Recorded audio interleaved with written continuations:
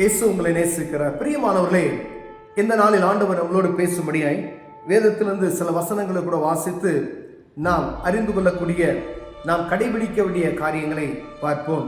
அது எபேசியர் புஸ்தகம் 2வது அதிகாரம் 13, 14வது வசனம், 15வது வசனம் இப்படியாக சொல்லுகிறது. முன்னே தூரமாயிருந்த நீங்கள் இப்பொழுது கிறிஸ்து இயேசுவுக்குள் கிறிஸ்துவின் இரத்தத்தினாலே சமீபமானீர்கள். எப்படி எனில், அவரே தம்முடைய சமாதானக்காரராகி இருதிறத்தாரையும் ஒன்றாக்கி பகையாக நின்ற பிரிவினையாகிய நடுச்சுவரை தகர்த்து சட்ட திட்டங்களாகிய நியாய பிரமாணத்தை தம்முடைய மாம்சத்தினாலே ஒழித்து இருதிறத்தாரையும் தமக்குள்ளாக ஒரே புதிய மனுஷனாக சிருஷ்டித்து இப்படி சமாதானம் பண்ணி பகையை சிலுவையிலே கொன்று அதனாலே இருதிறத்தாரையும் ஒரே சரீரமாக தேவனுக்கு ஒப்புரவாக்கினார். அல்லாமலும் அவர் வந்து தூரமாய் இருந்த உங்களுக்கும் சமீபமாய் இருந்த அவர்களுக்கும் சமாதானத்தை சுவிசேஷமாக அறிவித்தார்.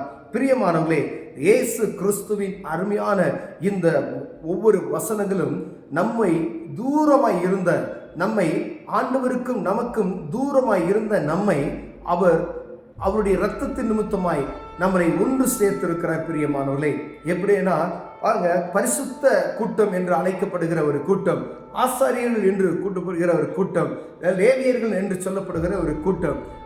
ஒரு வேத புத்தகத்தில் நம்ம பார்த்தீங்கன்னா, ஆசாரியன் செய்கிறதை வேற யாரும் செய்யவே முடியாது. பிரியமானவர்களே, ஆண்டவர் சிலுவையில் ரத்தம் சிந்தி நம்மை மீட்டுக் கொண்டது நிமித்தமாய் அந்த லேவியருக்கான வேலைகளில் நாம் செய்வதற்கு நம்மளை ஒன்றாக்கி மாற்றி வைத்திருக்கிறார். பிரியமானவர்களே, ஒரு ஃபாதர் இருக்கா அப்படின்னு சொன்னா, ஒரு பிரசங்கியார் இருக்கிறாருன்னு சொன்னா, ஒரு போதகர் இருக்கிறாருன்னு சொன்னால், அந்த காலத்துல இவங்க தான் இப்படிதான் இருக்கணும், யார் அந்த இடத்துக்குள்ள போக முடியாது, ஆசாரியர்கள் தவிர உள்ளே நுழைய முடியாத இடத்துல நம்மை அழைத்து நம்மையும் ஆராதிக்க வைக்கும்படியாய் ஆண்டவர் நம்மை உயர்த்தி வைத்திருக்கிறார். பிரியமானவர்களே, தூரமாய் இருந்த நம்மை அருகில் நம்மை அவர்களோடு இணைத்து அவர்களுக்கு சமமாக மாற்றினார். பிரியமானவர்களே, ஒரே ஒரு காரியம், சிலுவையிலே கொன்று அவர் நம்முடைய பாவங்களை எல்லாம் சிலுவையிலே கொன்று அவருடைய வார்த்தையை நமக்கு அறிவித்து அவருடைய கிருபையை நமக்கு தந்து அந்த சட்ட திட்டங்களை நியாயப்பிரமாணங்களை எல்லாம் முறித்து போட்டு நம்மை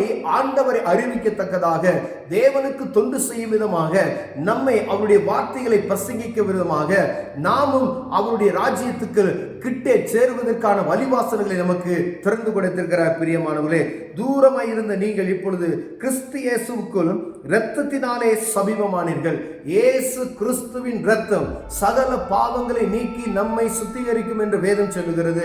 எந்த ஒரு மனிதனின் எப்படிப்பட்ட ஒரு பாவியாக இருந்தாலும் சரி, ஆண்டவராய் இயேசு கிறிஸ்துவின் இரத்தம் நம்மை சுத்திகரித்து நம்முடைய பாவங்களை கழுவி, எப்படிப்பட்ட மனிதனாக இருக்கலாம், யாராக வேணாம் இருக்கலாம், நேற்று வரை அவன் சாக்கடையில கிடக்கலாம், துரும்புல கிடக்கலாம், குப்பையில கிடக்கலாம், தூசியில கிடக்கலாம். ஆனா ஒரு நொடி பொழுது இயேசு என்ற நாமத்தை உச்சரிக்கும் பொழுது அவர் பாவத்தை மன்னித்து அவனை உயர்ந்த ஸ்தானத்துக்கு கொண்டு போக வல்லமையுள்ளவராய் இருக்கிறார். பிரியமானவர்களே, ஆடு மேய்த்து கொண்டிருந்த தாவீதை அரசனாக மாற்ற முடியுமானால் ஆண்டவர் இந்த நாளில நம்மை ஆண்டவர் அவருடைய சமூகத்தில் அவருடைய ராஜ்யத்தை கட்டும்படியாய், அவருடைய வார்த்தைகளை பிறருக்கு சொல்லும்படியாய், சமாதானத்தின் சுவிசேஷத்தை அறிவிக்கும்படியாய், என்னையும் உங்களையும் முன் குறித்த அந்த நோக்கத்தை நிறைவேற்றும்படியாய் நாம் அறிந்து கொள்ளத்தக்கதாக ஆவியானவர் இங்கு நம்ம வார்த்தைகளை எழுதி வைத்திருக்கிறார். பிரியமானவர்களே, கிட்டி சேர முடியாதபடிக்கு ஒரு ராஜா இருந்தார்.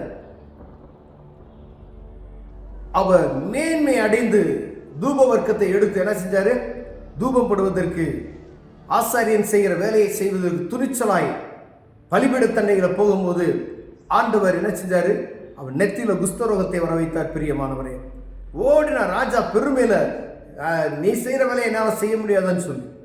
ஆனா இங்கு ஆண்டவர் நமக்கு ஒரு கிருபையை தந்திருக்கிறார். அந்த நாட்கள்ல தொட்டா அடி, இந்த சமூகத்துக்கு போன அடி, பரிசுத்த ஸ்தலத்துக்குள்ள நீ உள்ள போனேன்னா சாவு, பரிசுத்தமா இல்லாதபடி ஒருவரும் கர்த்தரை தரிசிக்க முடியாது. ஆசாரியர்கள் தங்கள் இடுப்புகளில் சங்கிலிகளை மணிகளையும் கட்டிக்கொண்டு சங்கிலியை விட்டு தான் பரிசுத்த மகா பரிசுத்த ஸ்தலத்துக்குள்ள போகக்கூடிய ஒரு சூழ்நிலை இருந்தது. ஆனா அவரை கிட்டி அவருக்கும் நமக்கும் ஒரு அடி தூரம் அல்ல, எனக்குள்ளாய் வாசம் செய்யக்கூடிய ஒரு மகிமையை நமக்கு தந்திருக்கிறார். பிரியமான ஒரே ஒரு காரியம், இயேசு கிறிஸ்து என்ற இரத்தம் நம்மை சுத்திகரித்து அவர் நம்மை பரிசுத்தப்படுத்தி இயேசுவுக்குள்ளாய் நம்மை ஒன்றாக்கி இருக்கிறார். பிரியமானவர்களே, எவ்வளவு தூரமாய் இருந்த, அவரை நெருங்க முடியாத இருந்த அப்படிப்பட்டதான நம்மை அவரை கிட்டி சேருவதற்கான வாசலை நடுத்திருச்சிலையை கிழித்து இரண்டாக இருந்த நம்மை ஒன்றாக மாற்றும்படியா இயேசு இந்த பூமிக்கு வந்தார். பிரியமானவர்களே, இது யாரெல்லாம் அறிந்து கொள்கிறோமோ தெய்வத்தை நெருங்கி விட்டோம் என்பதை நாம் புரிந்து கொள்ளும்படி அழைக்கப்படுகிறோம். பிரியமானவர்களே, ஆண்டவராகிய இயேசு கிறிஸ்துவின் இரத்தத்தினாலே கழுவப்பட்டால் ஒழிய எந்த ஒரு மனிதனும் தெய்வத்தை தரிசிக்க முடியாது. பிரியமானவர்களே, இயேசு கிறிஸ்துவின் நாமம் இல்லாதபடி தெய்வ சமூகத்துக்கு ஒருவரும் போக முடியாது. பிரியமானவர்களே, அதை நாம் அறிந்து கொள்ள வேண்டும். அதற்காக இப்படிப்பட்டதான வசனங்களை ஆண்டவர் நமக்கு எழுதி வைத்திருக்கிறார். நாம் புரிந்து கொள்ளும்படியாய் வசனங்களை வைத்திருக்கிறார். வேத புத்தகத்தை வாசித்து இப்படிப்பட்டதான காரியத்தை நாம் புரிந்து கொண்டால் மாத்திரமே, ஒருவேளை ஃபாதர் தான் இந்த இடத்துல போய் பிரசங்கிக்க முடியுமோ, ஒரு போதகர் தான் போய் இந்த இடத்துல பிரசங்கிக்க முடியுமோ, அப்படி இல்ல. ஆண்டவர், நீங்கள் புறப்பட்டு போய் சகல ஜனங்களுக்கும் சுவிசேஷத்தை அறிவித்து அவர்களை சீசராக்குங்கள் என்று சொன்னார். சீசராக்கல் என்றால் அவர்கள் கடந்து சென்று அவர்கள் அநேக ஜனங்களுக்கு சுவிசேஷத்தை அறிவித்து அவர்கள் என்ன செய்யணும்னு சொன்னால் அவர்கள் சீசராக்கும் என்ற பணியில தீவிரப்படும்படியாய் ஆண்டவர் வைத்திருக்கிறார். பிரியமானவர்களே, ஐயா, இதெல்லாம் எதற்கு? எங்கேயோ தூரமாய் இருந்து பார்க்க வேண்டிய நம்மை ஆண்டவர் கிட்டி சேர்த்து வைத்திருக்கிறாரே. இங்கு மகா பரிசுத்த ஸ்தலத்துக்குள்ள நாம் கிட்டி சேர முடியாது. நம்மை மகா பரிசுத்த ஸ்தலம் அல்ல, இயேசுவோடு தெய்வத்தோடு நின்று பேசுவதற்கு பரிசுத்த ஆவியானவர் நமக்கு உதவி செய்திருக்கிறாரே. எதற்காக தெரியுமா? காலம் கடைசியா இருக்கிறது. பிரியமானவர்களே, காலம் முடிய போகிறது. பிரியமானவர்களே, அவர் சொன்ன வார்த்தை நிறைவேற போகிறது.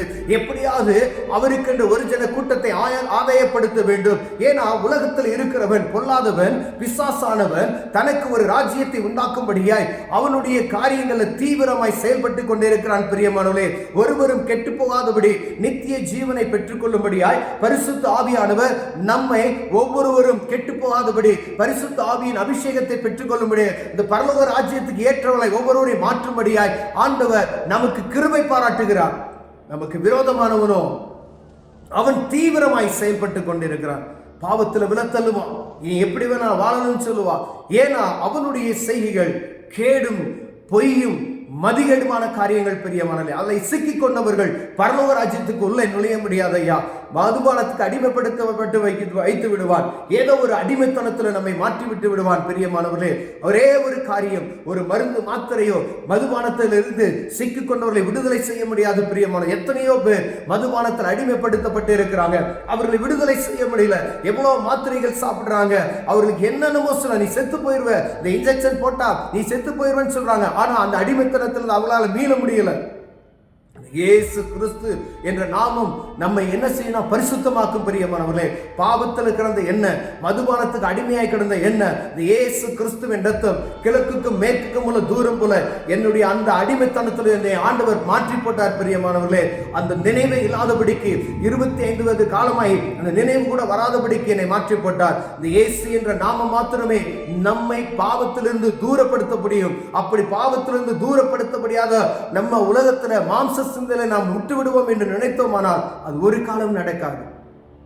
கொஞ்ச நாள் நம்ம பலத்துல, மாம்ச பலத்துல நிற்போம். திருப்பி என்ன செய்வோம்னா ஏதோ ஒரு சூழ்நிலையில விழுந்து போகக்கூடிய ஒரு சூழ்நிலை வரும். இந்த இயேசு கிறிஸ்துவிடம் நம்ம வரும்பொழுது அவர் நம்மை பரிசுத்தமாக்க வல்லமையா இருக்கிறார். அது பரிபூரணமா இருக்கும். பிரியமானவர்களே, அப்பொழுது அந்த பரலோக ராஜ்யத்துக்கு நம்ம ஏற்ற ஆண்டவர் நம்மை மாற்றுவார்.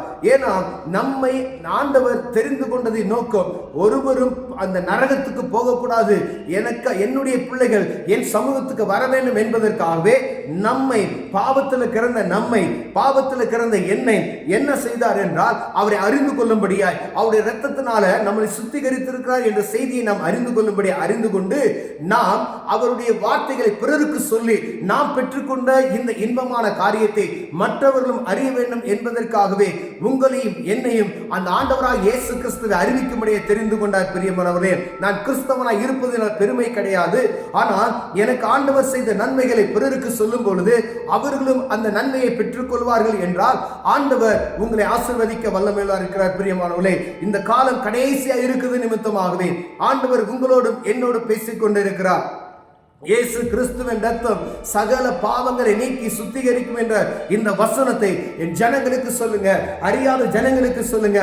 பாவத்தில் கிடக்கிற ஜனங்களுக்கு சொல்லுங்க. ஏதோ ஒரு அடிமைத்தனம், பிசாசின் பிடியில் சிக்கி இருக்கிறவங்களுக்கு சொல்லுங்க. ஏதோ ஒரு அடிமைத்தனத்தில் மாட்டிக்கொண்டு வெளியே வர முடியாதபடி, வெளியே சொல்ல முடியாதபடி இருப்பாங்க. அப்படிப்பட்ட மனிதர்களுக்கு இந்த வார்த்தைகளை ஆண்டவருடைய பிள்ளைகள் சொல்லும்படி ஆண்டவர் உங்களையும் என்னை தெரிந்து கொண்டார். பிரியமானவர்களே, முடியாது. அநேக காரியத்தில் வெளியே வர முடியாத தவித்துக் கொண்டிருக்கிறார்கள். இயேசு என்ற நாமத்துக்கு மகிமை உண்டு, அற்புதம் உண்டு என்பதை அவர்கள் அறிந்து கொண்டார்களா என்றால் அந்த பாவ கட்டிலிருந்து அவர்கள் விடுதலை செய்ய ஆண்டவர் வல்லமையுள்ளவராக இருக்கிறார். இந்த ஆசாரிய ஊழியத்தை செய்வதற்கு எல்லாருக்கும் ஆண்டவர் கிருபை பாராட்டினாரே. ஒருவர் கிட்டி சேர முடியாத இடத்திற்கு செல்வதற்கு ஆண்டவர் நமக்கு கிருபை பாராட்டினாரே. இந்த வேத புத்தகத்தை போதிப்பதற்கு ஆண்டவர் கிருபை பாராட்டினாரே. யாரும் இதை படிப்பதற்கு கிருபை பாராட்டினாரே. விசேஷமாய் தமிழ் எழுத்துல நம்ம சொந்த மொழியில இந்த வார்த்தைகளை கற்றுக்கொள்வதற்கு ஆண்டவர் நமக்கு உதவி செய்திருக்கிறாரே. ஏன் அப்படின்னா நம்ம ஒருவரும் கெட்டு போவது அவருக்கு பிரியமில்லை. பிரியமானவர்களே, இந்திய தேசத்தில் இருக்கிற மக்கள் ஒருவரும் நரகத்துக்கு போவதுக்கு ஆண்டவருக்கு பிரியமில்லை. பிரியமானவர்களே, தமிழகத்தில் வாழ்கிற எந்த ஒரு மனிதனும் நரகத்துக்கு போவது ஆண்டவருக்கு பிரியமில்லை. ஆண்டவரே, அனைவரும் பரலோக ராஜ்யத்தை பார்க்க வேண்டும் என்பதே அவருடைய ஆசை. யாரும் கெட்டு போகாதபடி நித்திய ஜீவனை பெற்றுக்கொள்ள வேண்டும் என்பதே அவருடைய ஆசை. அதற்காகவே நமக்காக ஆண்டவர் எங்கோ இருந்த மனிதர்களை கொண்டு வந்து அவருடைய சொந்த பலத்தினால், அவருடைய சொந்த செலவினால் இந்த வேத புத்தகத்தை தமிழாக்கமாக மாற்றி அவருடைய வார்த்தைகளை அறிவிக்க, அவருடைய வார்த்தைகளை நாம் கேட்கும்படியாய், அவர் வார்த்தைகளை அறிந்து கொள்ளும்படியாய் இப்படிப்பட்ட கிருபையுள்ள வார்த்தைகள் நமக்கு எழுதி கொடுத்திருக்கிறார். பிரியமானவர்களே, எவ்வளவு மேன்மைப்பட்டவர்கள் நாம. அநேகருக்கு இந்த பொக்கிஷம் கிடைக்கவில்லை. ஆனால் சொந்த தாய்மொழியில படிப்பதற்கு தேவன் நமக்கு கிருபை பாராட்டி எத்தனையோ புத்தகங்களை நாம் படிக்கிறோம். அநேகம் பேர் நாவல்களை படிக்க ஆரம்பிச்சாங்கன்னா அந்த புத்தகத்தை வாசித்து முடிக்க வரைக்கும் என்ன செய்ய மாட்டாங்க, விட மாட்டாங்க. ஆனா இந்த வேத புத்தகத்தை நீங்க வாசிங்க, வாழ்க்கையை நீங்கள் அறிந்து கொள்வீர்கள். பிரியமானவர்களே, இந்த வேத புத்தகத்தை வாசிங்க, நீங்க உலகத்தினுடைய சகலத்தையும் அறிந்து கொள்வீர்கள். இந்த வேத புத்தகத்தை நீங்க வாசிங்க, பரிசுத்தத்தை அறிந்து கொள்வீங்க. இந்த வேத புத்தகத்தை வாசிங்க, வணக்க போற காரியம், வரப்போகிற காரியம், முடிவான காரியம் எல்லாவற்றையும் அறிந்து கொள்ள முடியும். பிரியமானவர்களே, ஒன்று பரலோக ராஜ்யத்துக்கு அழைத்து செல்கிற மகாபெரிய பொக்கிஷமாய் இருக்கிறது என்பதை நாம் அறிந்து கொள்ள முடியும். இதை வாசித்தவர்கள் எல்லாம் பெரிய பெரிய சயின்டிஸ்டா மாறி இருக்கிறாங்க, பரிசுத்தவான்களாய் மாறி இருக்கிறாங்க. இதை வாசித்தவர்கள் ஒரு நாளும் கெட்டு போனது கிடையாது. பிரியமலை, இந்த வசனத்தை நாம் உட்கொள்ளும் போது அது நமக்கு பலனாய் இருக்கும்.